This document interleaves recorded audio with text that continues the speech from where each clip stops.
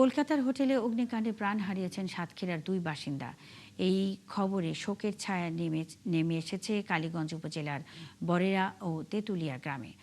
স্বজনদের এখন একটাই চাওয়া, মরদেহ দ্রুত দেশে ফিরে আনা হোক। বরুণ ব্যানার্জির পাঠানো তথ্য ও ছবিতে প্রতিবেদন।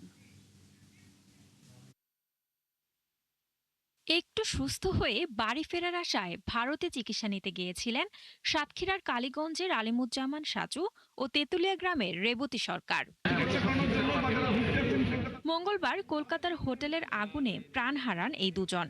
তাদের মৃত্যুর খবর নিজ এলাকায় পৌঁছাতেই কান্না ও আহাজারিতে ভারী হয়ে ওঠে চারপাশ।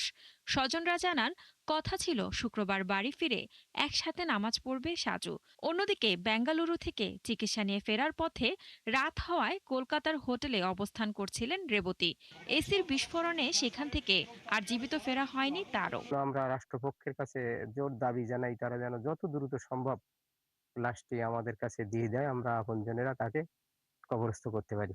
সবাই মোটামুটি আমরা যোগাযোগ করছি আজকের ভিতরেই, যাতে সে আমরা লাশটা নিয়ে আসতে পারি। প্রিয়জনদের হারিয়ে শোকে কাতর পরিবারগুলো। স্বজনরা এখন অপেক্ষায় শেষবারের মতো মরদেহ দেখার। তার মারার ঘটনা আমরা কালকে রাত 9টার সময় জানতে পেরেছি। আর হচ্ছেন একটা ছেলে একটা মেয়ে, আর স্বামী হচ্ছেন বাইরে কাজ করে, বাইরের স্বামীর সাথে কোনো আর কন্ট্যাক্ট হয়নি। রেপথে আমাদের যা সম্পর্ক হয়, আমরা এক জায়গায় বসবাস করি, উনি ভালো, আচার ব্যবহার সবকিছু ভালো। এদিকে প্রশাসন জানিয়েছে মরদেহ দ্রুত ফিরিয়ে আনার প্রক্রিয়া চলছে। তারা দুইজন ভারতের চিকিৎসাধীন অবস্থায় হোটেলে অবস্থানকালে অগ্নিকাণ্ডে দগ্ধ হয়ে নিহত হয়েছেন। এ বিষয়ে তাদের লাশ আনার প্রক্রিয়া চলমান রয়েছে।